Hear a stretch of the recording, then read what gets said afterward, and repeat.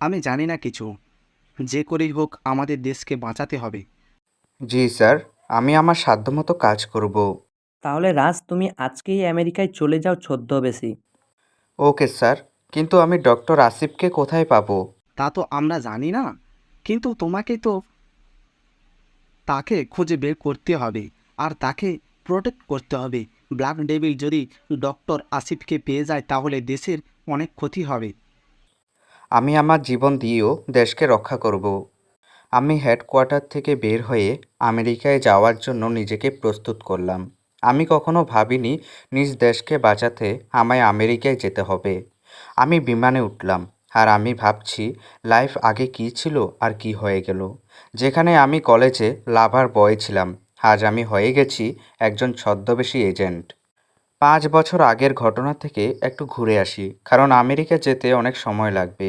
পৃথিবীর অন্য প্রান্ত বলে কথা। 5 বছর আগে বুয়েটে আমি ভর্তি পরীক্ষা দিলাম বুয়েটে অ্যাডমিশন হওয়ার জন্য। আমার সব সময় রেজাল্ট ভালো ছিল, মেধাবী ছিলাম ছোটকাল থেকে। দেশের প্রতি ভালোবাসা ছিল অনেক, তাই শহরের বিভিন্ন পুলিশ অফিসাররাও আমাকে চিনত। আমি তাদের বিভিন্ন কেসে ইনভেস্টিগেশনে সাহায্য করেছি।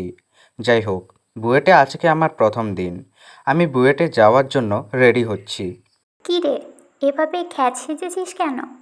আজকে আমার বুয়েটে প্রথম দিন, তাই আমি এইভাবে যাব। আমার হিরোর মতো ছেলে এভাবে কেন যাবে কিছুই বুঝতে পারছি না। তুই একটু খুলে বল। আরে মাই ডিয়ার আব্বু, এত টেনশন করো কেন? আমি আজকে একটু যাচাই করতে চাচ্ছি যে বুয়েটের ছাত্রছাত্রীদের মন মানসিকতা কেমন। শুনেছ ছেলের কথা? ওরা যেমন ইচ্ছে যাক, বাধা দিও না। বাধা দিলেও মনে হয় শুনবে। আমি বুয়েটে রওনা দিলাম সাইকেলে করে। আমার বাইক আছে, তাও পুরো ক্ষেত হয়ে যেতে হলে আমাকে সাইকেলেই যেতে হবে। আমি বুয়েটের সামনে যেতেই আমার বেস্ট ফ্রেন্ড রাহুলের দেখা পেলাম। রাহুলও আমার সাথে বুয়েটে চান্স পেয়েছে। কিরে, আমার আগেই এসে পড়লি যে? আপনি কে ভাই? আপনাকে তো চিনলাম না। আরে আমি রাজ। কি, তুই রাজ? তোকে তো চেনাই যাচ্ছে না। কলেজে তুই এই খ্যাত সেজে কেন এলি? তুই তো হিরোর মতো থাকিস। আরে, আমি ক্ষেত সেজে এসেছি কারণ আমি জানতে চাই এই জায়গার ছাত্রছাত্রীদের মন মানসিকতা কেমন। ঠিক আছে, চল। আমি আর রাহুল কলেজে প্রবেশ করলাম, সবাই আমাদের দিকে তাকিয়ে আছে। রাহুল স্টাইলিশ গেটআপে এসেছে, আর আমি ক্ষেত সেজে এসেছি। আমি আর রাহুল মাঠের এক কোণে বসে আছি, ক্লাস শুরু হতে দেরি আছে। এমন সময় একটা গাড়ি আসলো কলেজে। দেখে তো দামি গাড়ি মনে হচ্ছে। গাড়ি থেকে একটি মেয়ে নামলো, যার সৌন্দর্য বলে বোঝানো যাবে না। দেখতে একেবারে পরীদের মতো। আমার সামনে দিয়ে গেল, আমার দিকে তাকিয়ে আবার ক্লাসে চলে গেল। আমার দিকে তাকিয়েছে কারণ আমিই একমাত্র যে খ্যাত সেজে বসে আছি। মেয়েটা কি সুন্দর, তাই না? খবরদার, তোর ভাবির দিকে নজর দিবি না। তুই যে গেটআপে আসলি, এই গেটআপে ওর মতো স্টাইলিশ মেয়ে কখনো তোকে পছন্দ করবে না। এই গেটআপে থাকবে কে? এই গেটআপ তো শুধু আজকের জন্য। আমি আর রাহুল ক্লাসে গেলাম, সব স্টুডেন্টস আমার দিকে তাকিয়ে আছে। দেখলাম সে মেয়েটি আমাদের ক্লাসের সামনের সিটে বসে আছে। আমি আর রাহুল একেবারে পিছনের বেঞ্চে বসে গেলাম। সবাই আমার দিকে তাকিয়ে হাসাহাসি করছে। এমন সময় একজন ছেলে বলে উঠল, এই ক্ষেত, এখানে এসে আমাদের শীত মুছে দে। আমি তার কথায় কান না দিয়ে রাহুলের সাথে কথা বলা শুরু করলাম। কি রে খ্যাত, কথা কানে ঢুকে না? আমার রাগ উঠতাছে, তবুও আমি শান্ত আছি, কারণ যে নিজের রাগ কন্ট্রোল করতে পারে না সে ভবিষ্যতে কিছুই করতে পারে না। সেই ছেলেটি আমার দিকে আসতে লাগলো। এমন সময় ক্লাসে স্যার আসলো। স্যার এসে সবার স্যার এসে সবার পরিচয় নিতে লাগলো। আমি জানতে পারলাম এই মেয়েটির নাম তামান্না আক্তার সাদিয়া। বাবা শহরের টপ বিজনেসম্যান। এভাবে সবার পরিচয় শেষে আমার পরিচয়ের সময় এলো। আমি দাঁড়ালাম, আর সাথে সাথে সবাই খ্যাত বলে চিল্লাতে শুরু করলো। স্যার সবাইকে শান্ত হতে বলল। তোমার পরিচয় দাও। স্যার, আমার নাম রাকিব হাসান রাজ। সবাই আমাকে রাজ বলে। আমার বাবা একজন উকিল আর মা গৃহিণী। ওয়েট ওয়েট, তোমার নাম কি বললে? রাকিব হাসান রাজ, তাই না? জি স্যার। তার মানে তুমি এই ক্লাসের first boy, am I right? Yes sir. আমার আর স্যারের কথা শুনে সবাই আমার দিকে হা করে তাকিয়ে আছে, যেন কোনো ভূত দেখছে।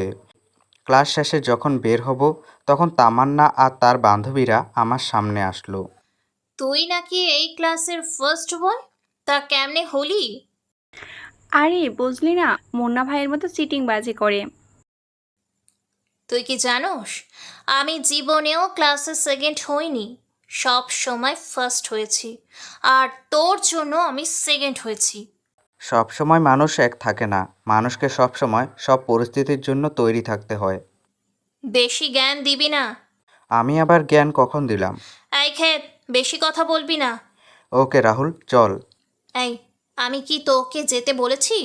লিসেন মিস, আমি আপনার বকবক শোনার জন্য আসিনি। কি, তুই আমাকে ইনসাল্ট করলি? এই কথাও যদি না বোঝেন তাহলে আপনার তো লাস্ট হওয়ার কথা, ফার্স্ট আর কি হবেন? এই এই কথার জন্য তোকে পস্তাতে হবে। রেডি থাকিস। আমি সবসময় রেডি থাকি। কালকে দেখা করবি, দেখব তোর কত সাহস। কালকেই তোকে হাসপাতালে পাঠাবো। ওকে। কলেজ থেকে বের হয়ে গেলাম। তুই কেন ঝামেলায় জড়াতে গেলি? আমি আবার কই ঝামেলায় জড়ালাম? তামান্নাই তো ঝামেলা শুরু করলো। তাহলে কালকে কি করবি? আমি একটা মুচকি হাসি দিয়ে বাসায় চলে গেলাম। আমার মুচকি হাসার কারণ হলো, আমি যেসব কেস ইনভেস্টিগেশন করেছি সেসব কেসের জন্য আমাকে আনঅফিসিয়াল পুলিশ ট্রেনিং দেওয়া হয়েছে। আমার আম্মু আব্বু এমনকি রাহুলও জানে না যে আমি পুলিশের জন্য কাজ করি। পুলিশ বলতে বড় বড় সিক্রেট এজেন্সি, বলতে গেলে আমি একজন সিক্রেট এজেন্ট। পরের দিন সকালে আমি বুয়েটে গেলাম। রাহুল আগেই চলে গিয়েছে। আমি গতকালকের মতো খ্যাত সেজে যাইনি, বরং একেবারে আমার আগেই লুকে গেছি। বাইক নিয়ে গেলাম বুয়েটে। আমাকে কেউ চিনতে পারেনি। ক্লাস শুরু হতে এখনও আধা ঘন্টা আছে। তামান্না কয়েকজন গুন্ডা টাইপের পোলাপান নিয়ে এসেছে। এটা ভেবে আমার হাসি পাচ্ছে। আমি দেখলাম রাহুল ওদের সামনেই আছে, মনে হয় কথা বলছে। চারদিক দিয়ে ইনস্টিটিউটের ছাত্রছাত্রীরা ঘিরে আছে। আমিও ভিড়ের মধ্যেই রইলাম, দেখি কি হয়। আমি একটু সামনে গেলাম যাতে ওদের কথা শুনতে পারি। কি রে, তোর ক্ষেত বন্ধু কই? মনে হয় আমাদের দেখেই পলাইছে। দেখো, তোমরা আমাদের ক্লাসমেট আর রাজও তোমাদের ক্লাসমেট, তাই আমি চাই না কোনো ঝামেলা হোক। এটা তোর ওই খ্যাত বন্ধু বুঝলো না কেন?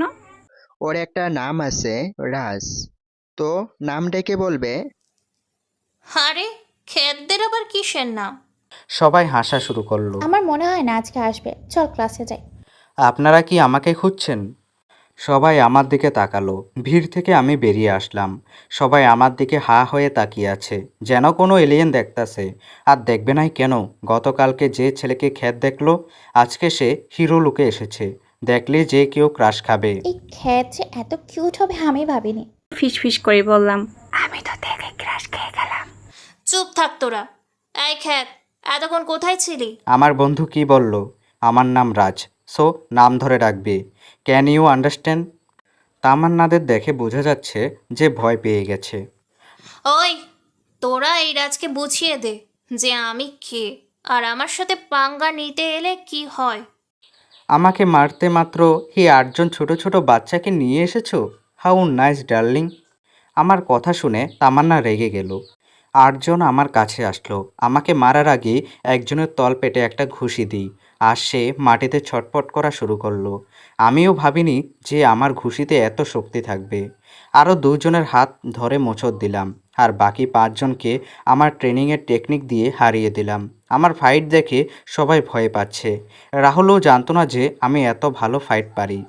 কি মিস, আরও কিছু দেখাবেন নাকি ক্লাসে যাব? আপনার ইচ্ছে হলে আপনি এখানে থাকেন, আমার সমস্যা নেই। তাও একটা কথা বলি, তোমাকে প্রথম দেখাতেই ভালোবেসে ফেলেছি। তাই এই ইনস্টিটিউটের কেউ যেন লাইন না মারে তোমার সাথে। আমি আর রাহুল ক্লাসে গেলাম, ফার্স্ট বেঞ্চে বসলাম। তামান্না ক্লাসে এসে দেখে আমি ফার্স্ট বেঞ্চে বসে আছি, তাই সে সেকেন্ড বেঞ্চে বসে পড়ল একগুচ্ছ রাগ নিয়ে। ক্লাস শেষে বের হতেই আমি তামান্নাকে বললাম, তা আমার প্রপোজাল নিয়ে কি ভাবলে সুইটহার্ট? অসহ্য, চল তো এখান থেকে। তামান্না চলে গেল তার বান্ধবীদের সাথে। তুই যে এত ভালো ফাইট করতে পারোস, আমাকে আগে বললি না কেন? আমি তো ভয়ে ছিলাম যে তোর যদি কিছু হয়ে যায়। আরে কিছু হয়নি তো, আর তুই টেনশন করবি না। একদিন এই তামান্নাকেই তোর ভাবি বানাবো। এইভাবেই দিনের পর দিন চলে যেতে লাগলো। মাসের পর মাস চলে গেল। 4টা বছর চলে গেল। কয়েকদিন পর ফাইনাল এক্সাম। এই কয়েক বছরে তামান্না আমার সাথে তেমন কথা বলেনি, কিন্তু ইনস্টিটিউটের সবাই আমাকে এক নামে ডাকতো, আর সেটা হলো লাভার বয়। আমি প্রত্যেকবার ফার্স্ট হয়েছি আর তামান্না সেকেন্ড। তামান্নার উপর আমি আরও দুর্বল হয়ে গেলাম। প্রত্যেক দিন তাকে প্রপোজ করতাম, কিন্তু সে প্রতিদিন একটা কথাই বলতো যে অসহ্য। কিন্তু ফাইনাল এক্সামের পর হয়তো আর দেখা হবে না। আমার সিক্রেট এজেন্টের কাজও ভালো চলছিল। ছোটোখাটো মিশন আমি একাই আনঅফিসিয়ালি কমপ্লিট করেছি। ন্যাশনাল এজেন্সি আমার উপর অনেক খুশি হয়েছে। লেখাপড়া শেষ করে আমি অফিসিয়ালি জয়েন করব সিক্রেট এজেন্ট হিসাবে। তারপর আমি নিজের ইচ্ছায় দেশের সেবা করতে পারবো। একদিন আমি আর রাহুল বসে কলেজ ক্যাম্পাসে আড্ডা দিচ্ছিলাম, তখন দেখলাম তামান্না আমাদের দিকে আসছে।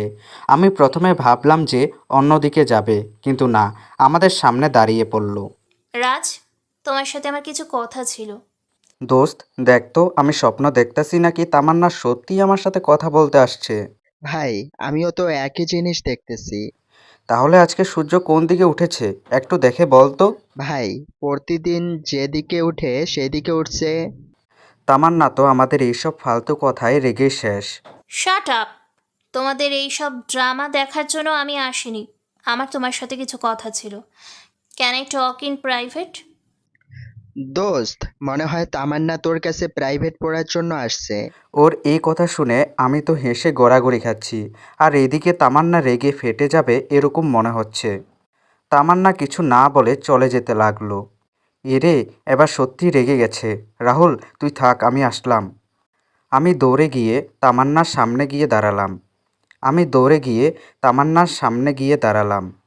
আরে রাগ করো কেন? তুমি যা বলবে আমি তাই শুনবো। আমার কিছু বলার নেই। Just leave me go. দেখো তামান্না, যদি কোনো প্রবলেমে পড়ো আর আমাকে নাও ভালোবাসলে, কিন্তু যদি একজন ফ্রেন্ড মনে করো, তাহলে একজন ফ্রেন্ড হিসেবে বলতে পারো। কালকে ফাইনাল এক্সাম, আর আমার কিছু সমস্যা আছে যা আমি সলভ করতে পারছি না। যদি আমাকে হেল্প করতে, যদি তুমি ফ্রি থাকো। নো প্রবলেম, আমি ফ্রি অলওয়েজ। আর তোমার থেকে তো জরুরি আমার জন্য কিছুই না। ওকে, তাহলে আমার বাসায় আজকে রাতে আসবে। রাত 8টার দিকে, এই অ্যাড্রেসে। ওকে, তাহলে আমি চলে যাব। No problem. আমি আবার রাহুলের কাছে চলে গেলাম। কিরে, কি বললো? তারপর আমি সব খুলে বললাম।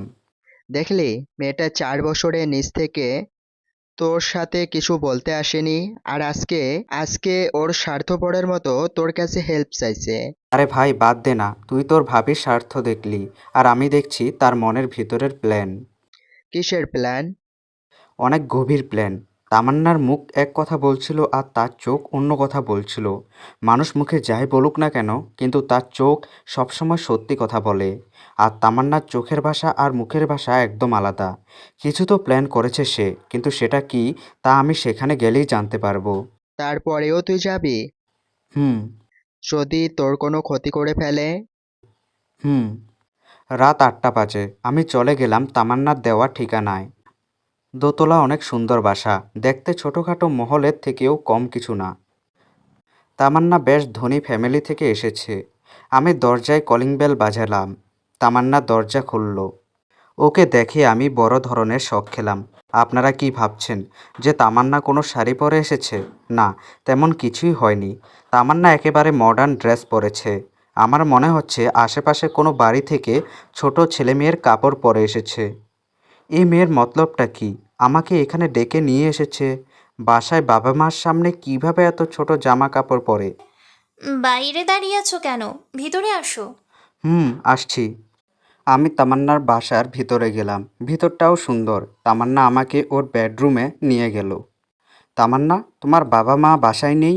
আব্বু বিদেশে বিজনেসের জন্য গেছে, আর আম্মু আমার কাজিনদের জন্মদিনে গেছে। আমার কালকে এক্সাম, তাই আম্মুর সাথে যাইনি। ও। তামান্না আমার পাশে বিছানায় বসলো, আমার গা ঘেঁষে। আমাকে এখান থেকে দ্রুত কেটে পড়তে হবে, না হলে মেয়েটা যে কি করবে আল্লাহই জানে।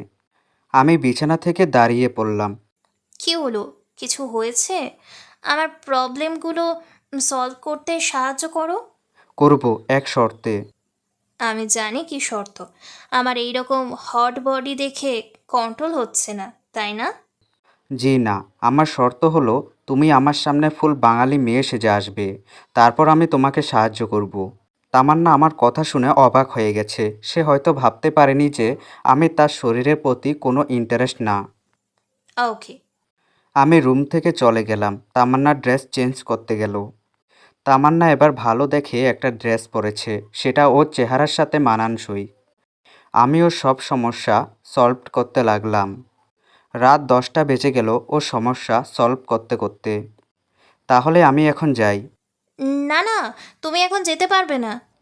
কিন্তু কেন?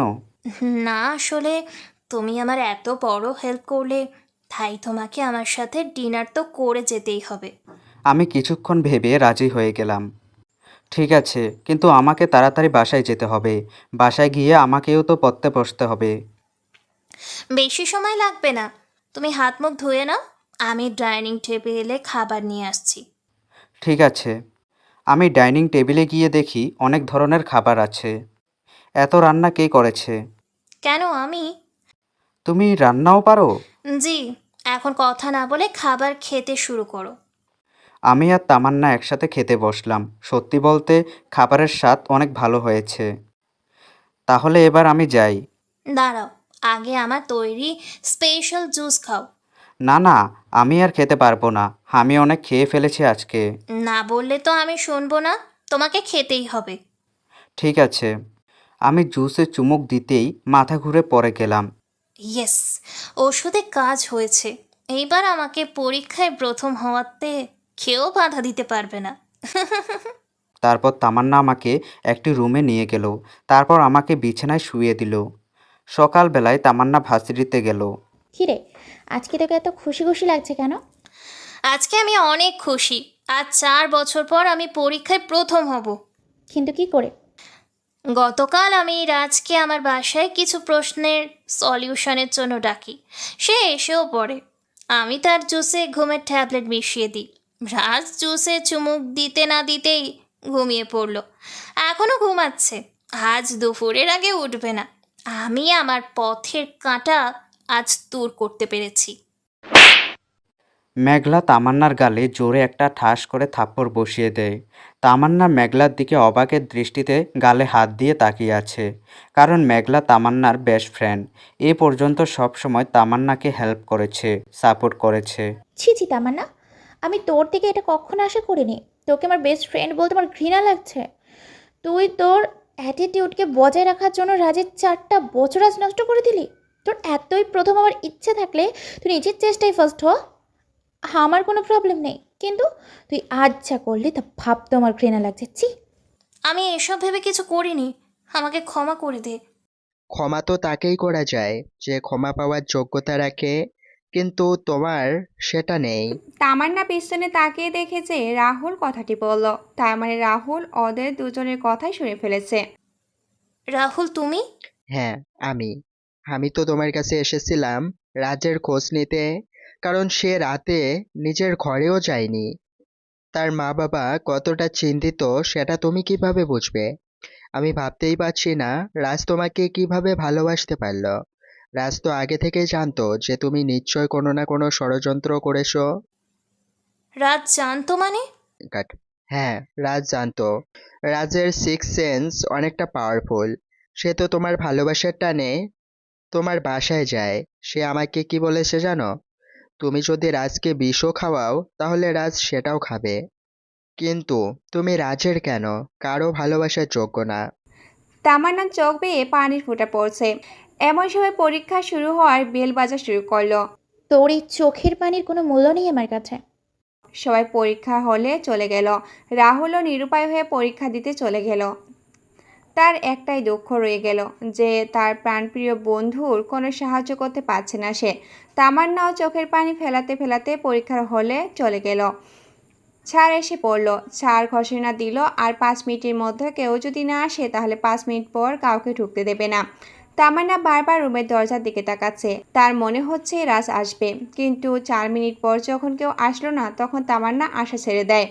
সবাই সবার খাতা নিয়ে লিখতে শুরু করলো। এমন সময় তামান্না রাহুলের কানে একটা শব্দ এলো, যেটা ওদের খুব কাছের মানুষের আওয়াজ। আমাকে দেখে রাহুল তো অনেক খুশি আর তামান্নাও খুশি হয়েছে একটু, কিন্তু সে বুঝতে পারছে না যে এত হাই ডোজের ওষুধ খাওয়ার পরেও আমি কিভাবে আসলাম। এই প্রশ্নের উত্তর জানতে হলে নেক্সট পর্ব পর্যন্ত অপেক্ষা করতে হবে। আপনারাও একটু চিন্তা ভাবনা করুন। May I come in sir? আমাকে দেখে রাহুল তো অনেক খুশি আর তামান্নাও খুশি হয়েছে একটু, কিন্তু সে বুঝতে পারছে না যে এত হাই ডোজের ওষুধ খাওয়ার পরেও আমি কিভাবে আসলাম। আমি আমার সিটে বসে গেলাম। তামান্না আমার দিকে এক নজরে তাকিয়ে আছে, সেটা আমি বুঝতে পেরেছি। আমি চোখের ইশারায় বলে দিলাম পরীক্ষায় মন দিতে। এভাবে সব পরীক্ষা শেষ হয়ে গেল। এই কয়েকদিন তামান্না আমার সাথে কথা বলতে এসেছে, কিন্তু আমি সব সময় ইগনোর করেছি। পরীক্ষার রেজাল্ট বের হয়েছে, ক্যাম্পাসের সবাই এসেছে কিন্তু আমি ছাড়া, কারণ আমি আমার রেজাল্ট জানি আগে থেকেই। পরীক্ষার রেজাল্ট বের হয়েছে, ক্যাম্পাসে সবাই এসেছে শুধু আমি ছাড়া, কারণ আমি আমার রেজাল্ট আগে থেকেই জানি। তামান্না, রাহুল সব বন্ধুরা এসে গেছে। রেজাল্ট বোর্ডে টাঙিয়ে দিয়ে গেল পিয়ন। সবাই তাড়াহুড়ো শুরু করে দিয়েছে রেজাল্ট দেখার জন্য। তামান্না দূরে এক জায়গায় দাঁড়িয়ে আছে। কে রে, রেজাল্ট দেখবি না? না রে, তুই দেখ। মেঘলার রেজাল্ট দেখে ফিরে এলো। কংগ্রাচুলেশনস দোস্ত, তুই এবার ফার্স্ট হয়েছিস। তামান্নার চোখ বড় বড় করে মেঘলার দিকে তাকালো। রাজের কি রেজাল্ট হয়েছে? রাজের নামটাও বোর্ডে নেই, তার মানে ফেল করেছে। তামান্না এই কথা শুনে দৌড়ে বোর্ডের কাছে গেল, গিয়ে দেখে সত্যি রাজের নাম বোর্ডে নেই। কি রে, এবার খুশি হলি তো? না রে দোস্ত, আমার কেমন জানি মনে হচ্ছে কিছু তো একটা হয়েছে। রাজ সেই দিনের পর থেকে আমাকে আর জ্বালাতন করে না, আমার পিছু নেয় না। তারপর আবার আজকের রেজাল্ট, মনে একটা খটকা থেকেই যাচ্ছে। কেন, তোর তাতে খুশি হবার কথা। না রে, আমার ভালো লাগছে না, তুই থাক, আমি একটু আসি। এই বলে তামান্না প্রিন্সিপালের রুমে গেল। May I come in sir? Yes, coming. আর শুভেচ্ছা জানালাম তোমার রেজাল্টের জন্য। Thank you sir. আমি আসলে জানতে আসছিলাম যে রাজ প্রত্যেকবার ফার্স্ট হয়, কিন্তু এবার রাজের নাম বোর্ডেই নেই কেন স্যার? সেই ইডিয়েটের কথা বলো না। কেন স্যার, কি হয়েছে? দেখো সে কি এক্সাম দিয়েছে। প্রিন্সিপাল কিছু খাতা বের করে তামান্নার সামনে রাখলো। তামান্না প্রত্যেকটা খাতা দেখে অনেক অবাক হলো, কারণ প্রতিটি খাতার প্রত্যেক পৃষ্ঠায় শুধু একটা কথা বড় বড় করে লেখা আছে, লাভ ইউ মাই বিলাভ টি। দেখছো, নিজের ক্যারিয়ারটা একটা মেয়ের জন্য ছেড়ে দিল। তামান্না কিছু না বলে সোজা ক্যাম্পাসে রাহুলের কাছে চলে গেল। রাহুল, রাজ কোথায়? কেন, সেইবার ঘুমের ঔষধ কাজ করে নাই বলে এবার বিষ দিবে? দেখো রাহুল, রাজের সাথে আমার কিছু কথা আছে। কেন, তোমার তো খুশি হওয়ার কথা আজকে। তুমি ফার্স্ট হয়েছো আর আমার বন্ধু ফেল করেছে। রাহুল, আমি রাজের সাথে কথা বলতে চাই, প্লিজ। রাজ তোমার জন্য ক্যাম্পাসের পিছনের বাগানে অপেক্ষা করছে। তামান্না কান্না থামিয়ে দৌড়ে গেল বাগানের দিকে। সেখানে কেউ নেই। তামান্না একটি বেঞ্চে হতাশ হয়ে বসে পড়ল। চারিদিকে মেঘ গর্জন করছে, হয়তো একটু পর বৃষ্টি শুরু হয়ে যাবে। হঠাৎ তার কানে একটা গানের আওয়াজ ভেসে আসছে। এ মেঘলা দিনে একলা ঘরে থাকে না তো মন, কাছে যাব কবে পাবো হগো তোমার নিমন্ত্রণ। তামান্না দেখতে পেল যে আমি গিটার নিয়ে গান গাইতে গাইতে আসছি। তামান্না আমার কাছে দৌড়ে এলো। আমি ভেবেছিলাম আমাকে জড়িয়ে ধরবে, কিন্তু না, আমার কাছে এসে আমার গালে ঠাস করে থাপ্পড় বসিয়ে দিল। তারপরেও তামান্নার চোখ দিয়ে পানি পড়েই যাচ্ছে। তোমার সাহস কিভাবে হয় যে আমাকে পরীক্ষায় ফার্স্ট করিয়ে দিয়ে নিজে ফেল করলেই আমি তোমাকে ভালোবাসবো, এটা ভাবার? আমি কি তোমাকে বলেছি যে তুমি ফার্স্ট হলে আমাকে ভালোবাসতে হবে? পরীক্ষার আগের দিন যখন আমি তোমার বাসায় যাই, সেদিনই আমি বুঝতে পেরেছিলাম যে তোমার মনে কিছু না কিছু একটা চলছে। তুমি যখন ডিনার শেষ করে আমার জন্য শরবত আনতে যাও, তখন আমি রান্নাঘর পর্যন্ত তোমার পিছু নিই। সেখানে গিয়ে দেখি তুমি শরবতে কিছু একটা ওষুধ মেশাচ্ছ। তুমি যখন আমাকে শরবতের গ্লাসটা দিলে, তখন আমি শরবতের গন্ধ শুনে বুঝে গিয়েছিলাম যে শরবতে নিশ্চয়ই ক্লোরোফর্ম জাতীয় কিছু একটা মেশানো আছে। আমি গ্লাসে একটা চুমুক দিয়ে অজ্ঞান হওয়ার অভিনয় করলাম, কিন্তু আমি শরবত খাইনি। আমি সেদিন বুঝে গিয়েছিলাম যে তুমি যদি তোমার লেখাপড়া আর জীবনের লক্ষ্যের জন্য এতটা সিরিয়াস হও, তাহলে তোমার ভালোবাসার মানুষের জন্য কতটা সিরিয়াস হবে। আমি জানি তুমি হয়তো আমাকে এখন ভালোবাসো না, কিন্তু একদিন না একদিন তুমি আমাকে ভালোবাসবে, আর আমি সেই দিনের অপেক্ষায় রইলাম। আমি জানি যে তুমি আমাকে তোমার প্রাণের চেয়েও ভালোবাসো। আমি জানি না যে আমি তোমাকে ভালোবাসি কিনা। আমি ছোটবেলা থেকে একটাই স্বপ্ন দেখে এসেছি যে আমি বড় হয়ে কিছু হব। এখন আমার স্বপ্ন পূরণের দিকে আমি অনেকটাই এগিয়ে গেছি। আমার আজকে রাতে আমেরিকার ফ্লাইট আছে। জানি না তোমার সাথে আমার দেখা হবে কিনা, কিন্তু যদি নিয়তিতে থাকে তাহলে আমাদের আবার দেখা হবে। আর পারলে আমাকে ক্ষমা করে দিও। খোদা হাফিজ। বলেই তামান্না আমার সামনে দিয়ে চলে গেল। তামান্নার কথা বলার সময় তার চোখ দিয়ে অবিরামভাবে পানি গড়িয়ে পড়ছিল। আমি এখনও আমার জায়গায় দাঁড়িয়ে আছি। সেই সময় আমার কাছে রাহুল আসলো। আমি তোদের সব কথা শুনে ফেলেছি রে। তুই যে তোর এত বড় সর্বনাশ করলি, তোর কেরিয়ারের কি হবে? আমার লক্ষ্য ডিগ্রি না, বরং দেশের জন্য কাজ করা। আমার জন্য চাকরি আগে থেকে ফিক্সড হয়ে রয়েছে। এখন চল বাসায় যাই। আমি আর রাহুল যে যার বাসায় চলে গেলাম। আমি ভাবছি যে তামান্নার সাথে কি আমার আর দেখা হবে। এমন সময় সিক্রেট এজেন্সি থেকে ফোন আসলো। আমাকে তাদের সাথে দেখা করতে বলেছে। আমি সেখানে যাওয়ার সাথে সাথেই আমার হাতে চাকরির অ্যাপয়েন্টমেন্টের কাগজ ধরিয়ে দিল। আমার কোনো টেস্ট নেয়নি, কারণ আমি গত 5 বছর ধরে দেশের জন্য কাজ করে এসেছি। আমার অফিসিয়ালি ট্রেনিংয়ের ব্যবস্থা করা হলো। আমি বাসায় বললাম যে আমার চাকরির জন্য আমাকে অন্য শহরে যেতে হবে। আমি 1 বছরে অনেক অফিসিয়ালি মিশন করেছি। এই 1 বছরে আমার সাথে অনেক ঘটনাই ঘটেছে, যা আপনারা সিজন 2তে পড়তে পারবেন। হঠাৎ করে দেশের স্বনামখ্যাত বিজ্ঞানী ডক্টর আসিফ এমন একটা মিসাইল বানায় যে কোনো দেশকে ধ্বংস করতে পারে। এই খবরটা পুরো পৃথিবীতে ছড়িয়ে পড়ে, আর অনেক দেশের সেনাবাহিনী সহ মাফিয়াদের ঘুম হারাম হয়ে যায়।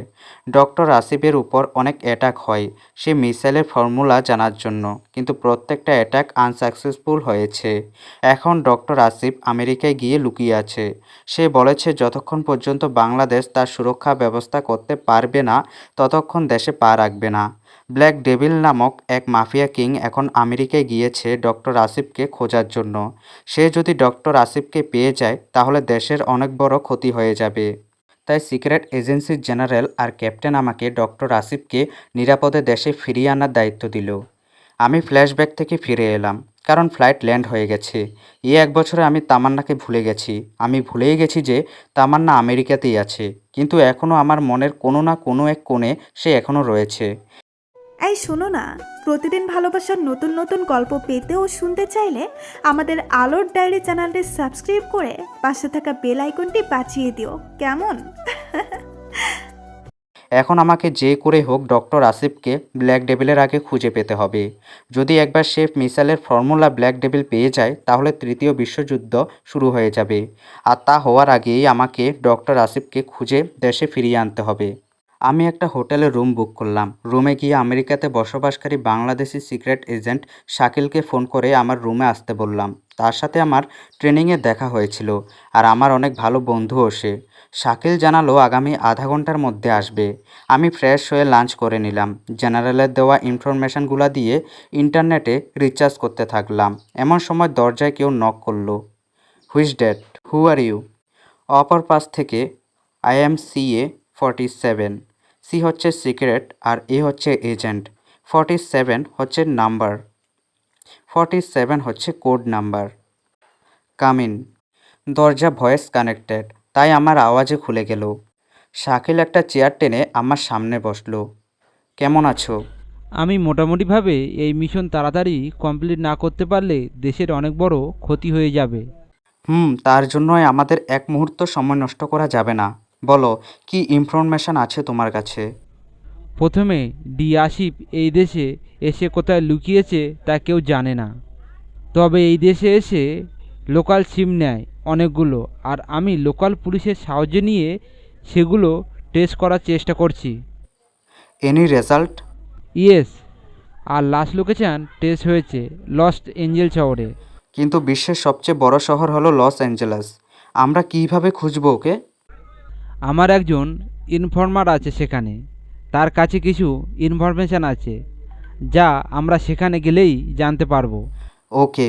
ক্যাপ্টেন বলেছিল ব্ল্যাক ডেভিল নামে একজন ডন ডক্টর আসিফের পিছনে পড়েছে।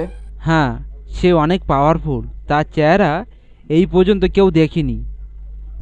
আর একটা কথা, আমি শুনেছি ব্ল্যাক ডেভিল বাদে আরও অনেকেই আসিফের পিছনে পড়ে আছে। সবার থেকে ডক্টর আসিফকে নিরাপদে দেশে ফিরিয়ে আনতে হবে। তাহলে কবে যাবে লস অ্যাঞ্জেলে? আজকেই যাব, তুমি গাড়ি রেডি করো। ওকে। তারপর আমি হোটেল থেকে চেক আউট করে শাকিলের সাথে বেরিয়ে পড়লাম বিশ্বের সবচেয়ে বড় শহর লস অ্যাঞ্জেলেসের উদ্দেশ্যে। আচ্ছা শাকিল, এ শহরের নাম লস অ্যাঞ্জেল কেন রেখেছে? মানে এই শহরে কি কোনো এঞ্জেল হারিয়ে গিয়েছিল নাকি? আমি আসলে জানি না। ঠিক আছে, তোর ইনফর্মারকে ডাক, আমাদের কাজ তাড়াতাড়ি করতে হবে। আসে ওই দেখ। তারপর আমি দেখলাম একজন আমেরিকান বখাটেদের মতো ছেলে আমাদের কাছে আসলো। বয়স মোটামুটি 20 বছর হবে। Mac what's the information. First, let me who is he? আমার দিকে আঙুল দিয়ে বলল, he is my partner, we can tell us no problem. I had to know that Sam Loka Gunus was the Hetakot, a man who similar like the doctor.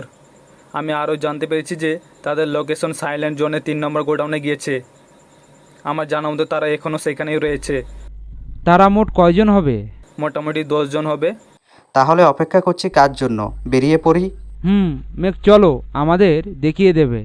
ওকে, কিন্তু আমি ভিতরে যাব না, অনেক রিস্ক আছে সেখানে। তোমার যেতে হবে না। তারপর আমরা 3 জন মিলে সাইলেন্ট জোনে গেলাম। সেখানে গিয়ে একটা গোডাউনের সামনে আসলাম। ম্যাককে সেখানে বিদায় জানিয়ে আমরা চলে গেলাম ভিতরে, যেখানে জানি না আমাদের জন্য কী বিপদ অপেক্ষা করছে। আমি এই জায়গায় এসে বুঝলাম কেন জায়গাটার নাম সাইলেন্ট জোন রাখা হয়েছে। আসলে আশেপাশে 1 কিলোমিটারের মধ্যে কোনো জনবসতি নেই।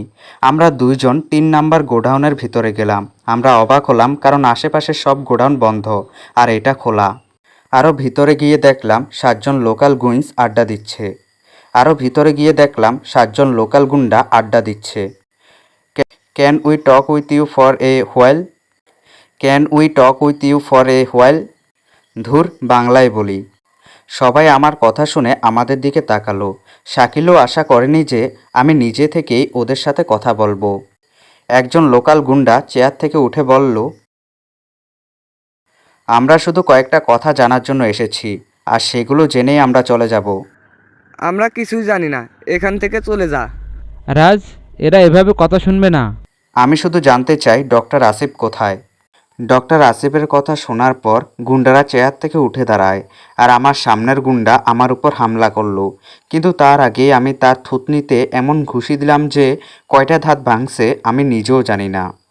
তারপর সবাই আমাদেরকে ঘিরে ফেললো। শাকিলও ফাইটিংয়ে এক্সপার্ট, সে এক একজনকে 2-3 পাঞ্চে সেন্সলেস করে দিছে। সবাই সেন্সলেস হয়ে যাওয়ার পর যার থুতনিতে ঘুষি দিয়েছিলাম তাকে গিয়ে বললাম, কিরে এখনও কি বলবি না? বলছি ভাই, সব বলছি। আমরা জানি না ডক্টর আসিফ কোথায়। সেই দিন আমাদেরকে একজন কানেক্ট দেয় যে ডক্টর আসিফকে ধরে নিয়ে আসতে। আমরা অনেক কষ্টে ডক্টর আসিফের খোঁজ পাই, কিন্তু তাকে ধরতে পারিনি। হঠাৎ করে কিছু লোকজন এসে তাকে নিয়ে যায়। তারপর আমরা এই জায়গায় আছি। আমার মনে হয় যারা আসিফকে নিয়ে গেছে তারা ব্ল্যাক ডেভিলের লোক। তাহলে এদের কারা কন্ট্রাক্ট দিয়েছে? আমরা শুধু জানি তার নাম হলো বাদশাহ, দ্য মাফিয়া কিং। সেই আমাদের কালেক্টর দিয়েছে, সেই আমাদের কন্ট্রাক্ট দিয়েছিল ডক্টর আসিফকে মারার জন্য। বাদশাহ দ্য মাফিয়া কিংয়ের নাম শুনে আমি আর শাকিল একে অপরের মুখের দিকে তাকাচ্ছি, কারণ বাদশাহ কোনো সাধারণ মাফিয়া না। সে এই মাফিয়া ওয়ার্ল্ডের সবথেকে ভয়ঙ্কর আর হিংস্র মাফিয়া। মাত্র 6 মাসে সে মাফিয়া দুনিয়ায় রাজ করে নিয়েছে, তাই তাকে মাফিয়া কিং বলা হয়। তার চেহারা এই পর্যন্ত কেউ দেখেনি, শুধু তার ব্যাপারে এই ইনফরমেশন আছে যে সে বাংলাদেশের নাগরিক। ওয়েট, আমরা তো জানি আসিফের পিছনে পড়েছে ব্ল্যাক ডেভিল নামে একজন ডন, কিন্তু এটা কেন আসিফের পিছনে পড়েছে? আমার তো অন্য বিষয়ে খটকা লাগছে। কোন বিষয়ে? একবার ভেবে দেখো, মিশেলের ফর্মুলা ডক্টর আসিফ ছাড়া কেউ জানে না, আর সবাই তার পিছনে পড়েছে সে ফর্মুলা জানার জন্য। সবাই তাকে জিন্দা খুঁজছে, কিন্তু এ বাদশাহ দ্য মাফিয়া কিং ডক্টর আসিফকে মারার জন্য কন্ট্রাক্ট দিছে। এর মানে হয় বাদশার কাছে সে মিশেলের ফর্মুলা আছে, আর সে চায় যে এই ফর্মুলা আর কেউ যাতে না জানে, আর না হলে সে ডক্টর আসিফকে অন্য কোনো কারণে মারতে চায়। এখন আমাদের এই নতুন বিষয়ে ভাবতে হবে। কেসটা ক্রমশ জটিল হয়ে যাচ্ছে। আমরা শাকিলের গেস্ট হাউসে গেলাম। রাত হয়ে এসেছে। ডিনার করার সময় এখন আমরা কি করব? আমরা এখন ঘুরে ফিরে একই জায়গায় এসে পড়েছি। নতুন শত্রুর সাথে শূন্য ক্লু। কোনো ক্লু ছাড়া আর এক পাও এগোতে পারবো না। তুই একটা কাজ কর, বাদশার হিস্ট্রি বের কর, তাহলেই হয়তো কোনো ক্লু পাওয়া যাবে। Okay bro. আমি আর শাকিল বিভিন্ন ডার্ক ওয়েবে ঢুকে বাদশার আর ব্ল্যাক ডেভিলের সম্পর্কে জানার চেষ্টা করেছি। অবশেষে তেমন কিছু পেলাম না। তখন শাকিল বলল, দেখ, আমি হয়তো কিছু পেয়েছি। কি পেয়েছিস? তারপর শাকিল যা বলল তা শুনে আমি অনেক অবাক হলাম। আমি আর শাকিল বিভিন্ন ডার্ক ওয়েবে ঢুকে বাদশা আর ব্ল্যাক ডেভিলের সম্পর্কে জানার চেষ্টা করেছি। অবশেষে তেমন কিছু পেলাম না। কি পেয়েছিস? এখানে একটা ডার্ক ওয়েবের একটা ওয়েবসাইট থেকে জানতে পারলাম যে ব্ল্যাক ডেভিল আর বাদশাহ দুজনই বাংলাদেশের। কি বলছিস তুই? দুজনেই বাংলাদেশ থেকে আর দুজনেই ডক্টর আসিফের পেছনে পড়েছে? হ্যাঁ, আমি তো সেটাই বলছি। কিছু তো একটা গন্ডগোল চলছে দোস্ত, কিছু একটা করতে হবে। হুঁ ভাই। হঠাৎ শাকিলের মোবাইলে একটা কল আসলো। শাকিল কল রিসিভ করে কি যেন কথা বলল। দোস্ত, মারাত্মক খবর আছে। কি খবর? আমার ইনফর্মার বলেছে ডি আসিফকে নাকি শিকাগোতে দেখা গেছে। আর আমি লোকাল পুলিশের থেকে জেনে এসেছি যে বাদশাহ যে নাম্বার দিয়ে লোকাল গুন্ডাদের ভাড়া করেছিল সেই নাম্বারের লাস্ট লোকেশান শিকাগোতেই পাওয়া গেছে। আর শিকাগোর কিছু লোকাল এজেন্টরা আমাদের সাহায্য করতে রাজি হয়েছে, কারণ মিসাইল ভুল মানুষের কাছে গেলে আমাদের ক্ষতির আশঙ্কা থাকে। সুপার ক্যালিফ্রেগিলিস্টি এক্সপিয়ালিডোসিয়াম। দোস্ত, কি বললি? কিছু বুঝলাম না। আরে এটার মানে হলো আমি অনেক খুশি হয়েছি এই নিউজটা শুনে। তো এটা সাধারণভাবে বললেই তো হয় যে তুই খুশি হয়েছিস, এত কঠিনভাবে বলার কি আছে? আরে এমনি বললাম। এটা হলো পৃথিবীর সবথেকে বড় শব্দ। আমরা পরের দিন শিকাগোর উদ্দেশ্যে রওনা দিলাম। সেখানে গিয়ে ডক্টর আসিফের নাম্বার যে এলাকায় লোকেট হয়েছে সেই এলাকার কিছু লোকাল এজেন্টরা খোঁজখবর নিয়েছে। তা ক্রিস্ট, কিছু খবর পেলে? ইয়েস, কিছু ইম্পর্টেন্ট ইনফরমেশন পেয়েছি। ইন্টেলিজেন্ট সোর্সের থেকে খবর পেয়েছি ডক্টর আসিফ আজকে রেড এরিয়া যাবে, আর ব্ল্যাক ডেভিলও নাকি সেখানে যাবে। আমাদের তা জেনে লাভ নেই, আমাদেরও সেখানে যেতে হবে। তুই শিওর তো ভাই? আমার সেই জায়গায় যেতে শরম লাগে। দেখ শাকিল, দেশকে বাঁচাতে আমি যে কোনো জায়গায় যেতে পারবো। তুই যদি যেতে না চাস তাহলে আমি যাব। আমাকে ঠিকানা দে।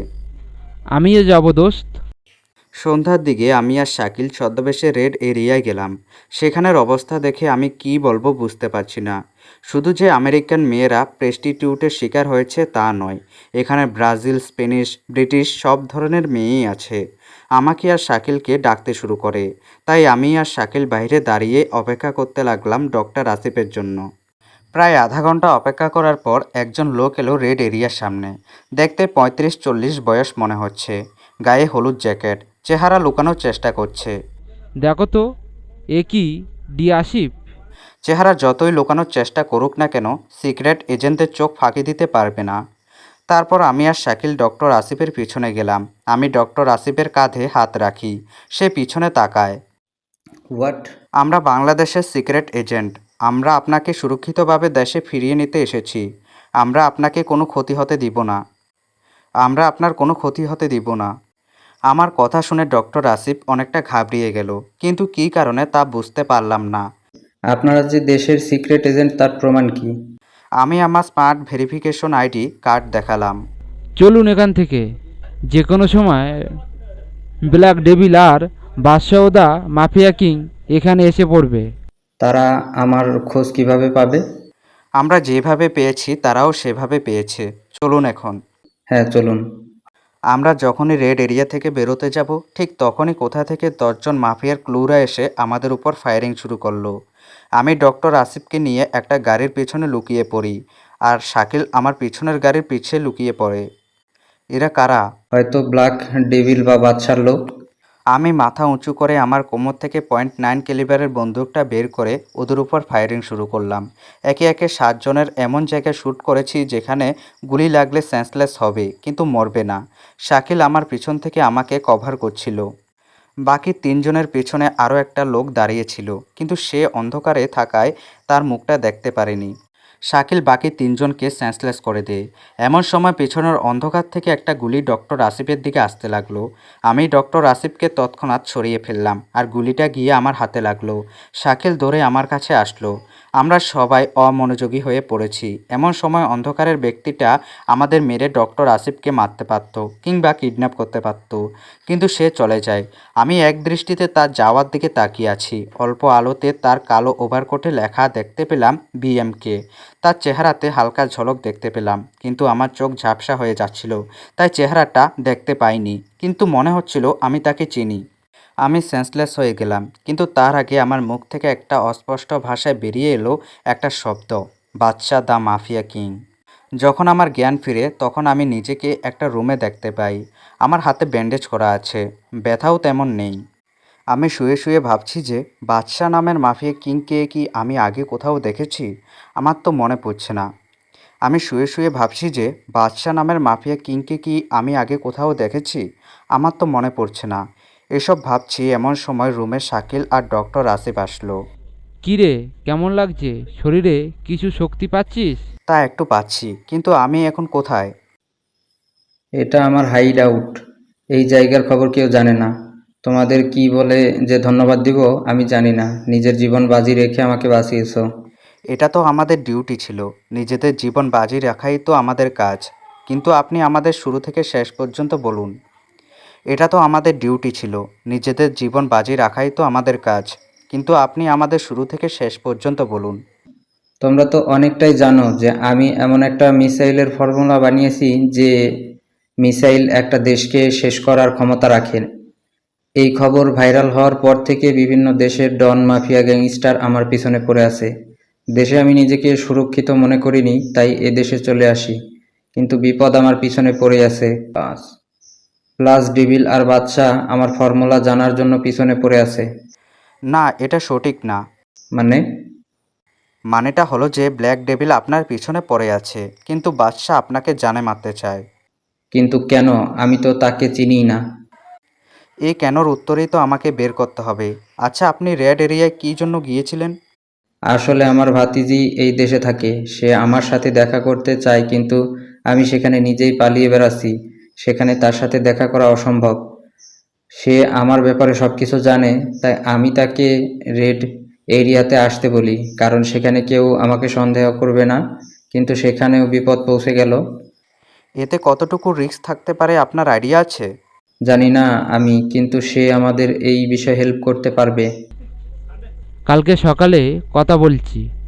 এখন আমি তোর জন্য ডিনার নিয়ে এসেছি, চুপচাপ করে খেয়ে ঘুমিয়ে পড়। তারপর ডিনার করে ঘুমিয়ে পড়লাম। মাঝরাতে ঘুম ভেঙে গেল পানির তৃষ্ণায়।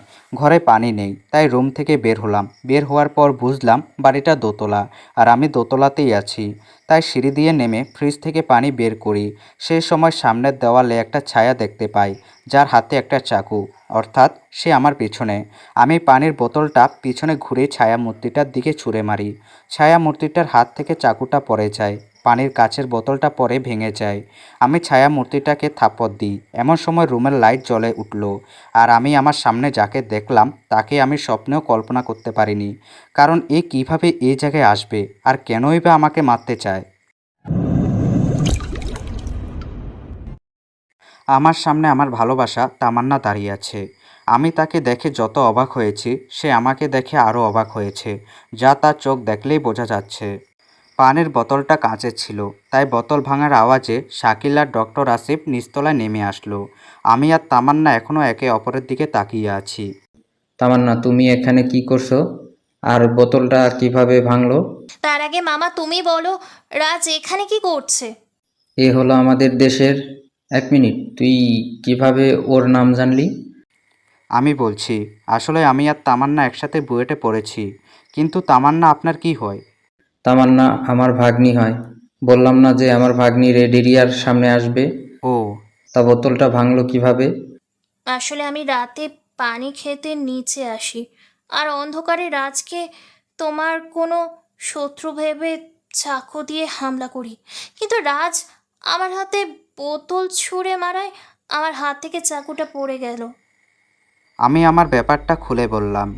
যাই হোক, এখন সবাই ঘুমাতে যাক, সকালে কথা হবে। ডক্টর আসিফ আর শাকিল নিজেদের ঘরে চলে গেল।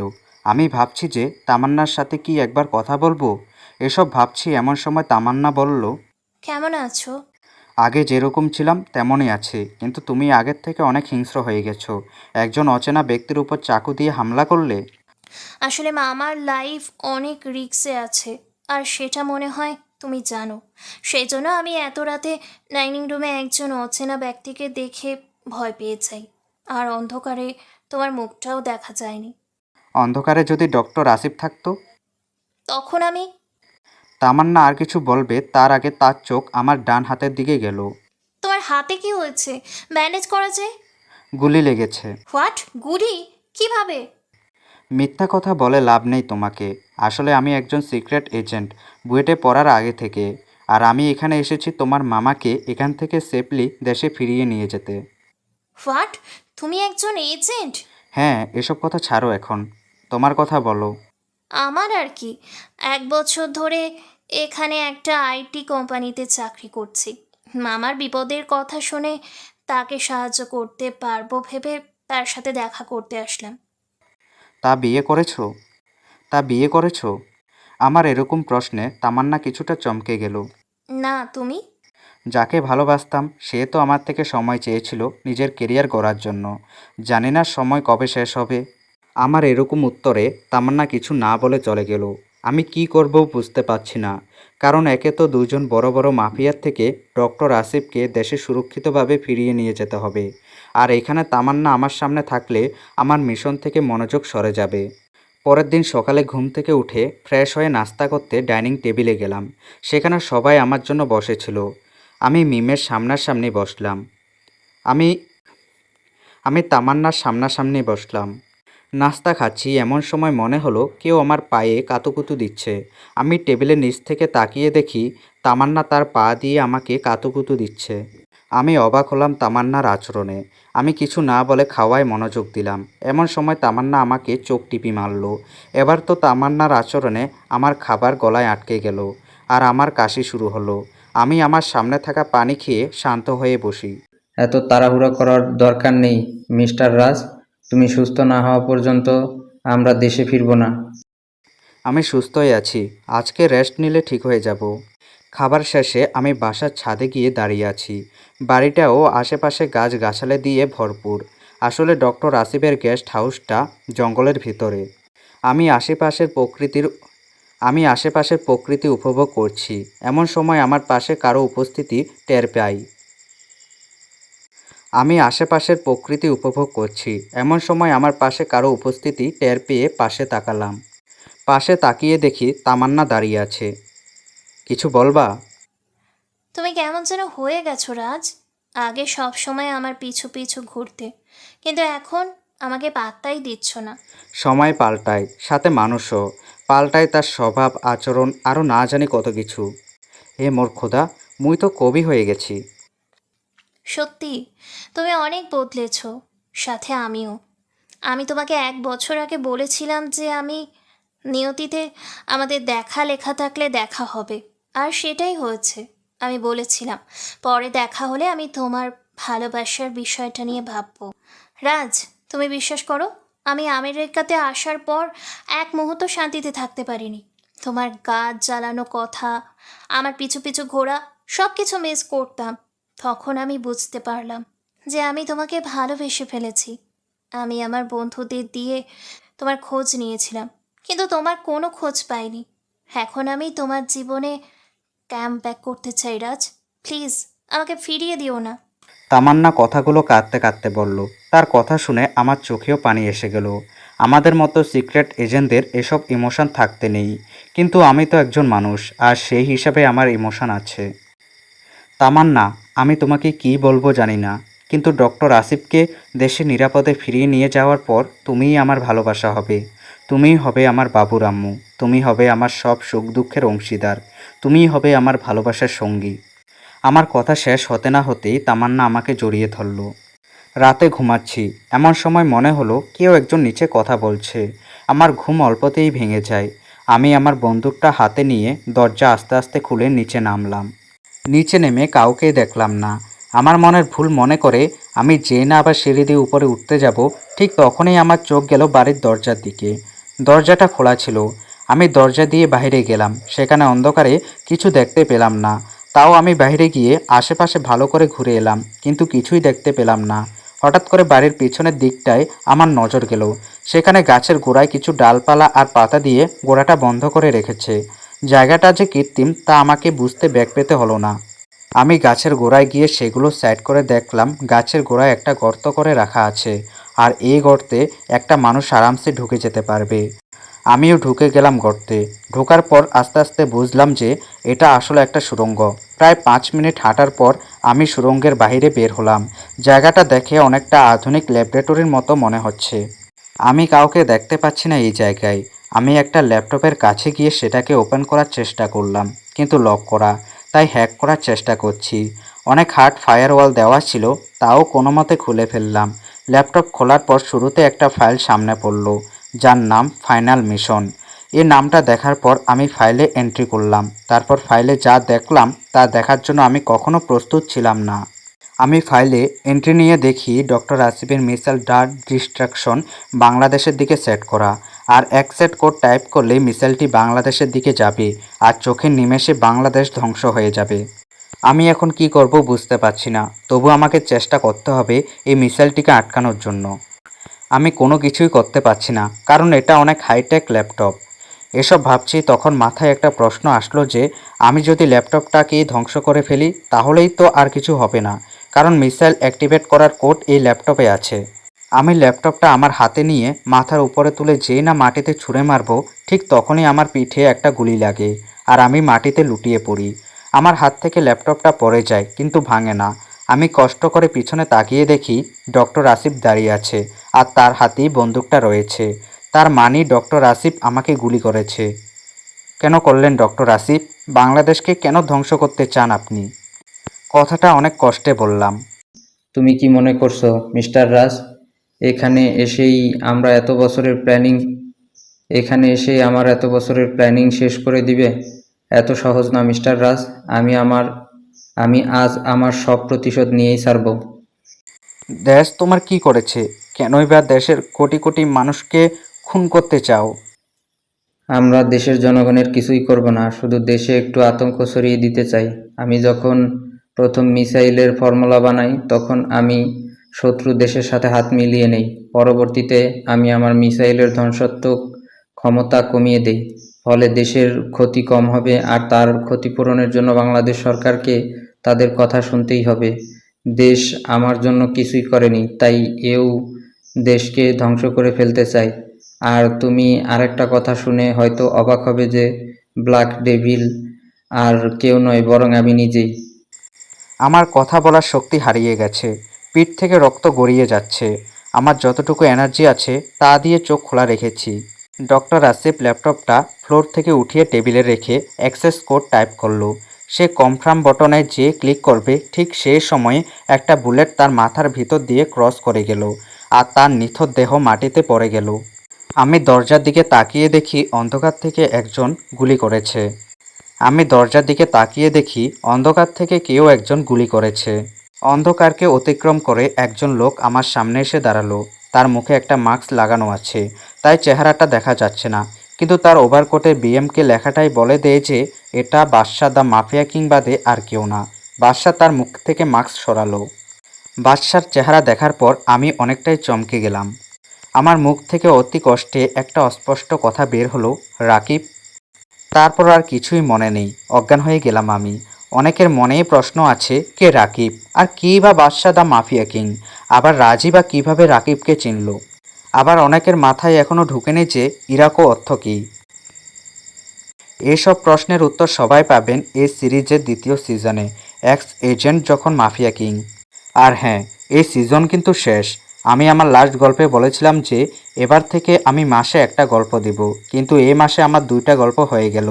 আমি ভবিষ্যতে আরও বেশি গল্প দেওয়ার চেষ্টা করব।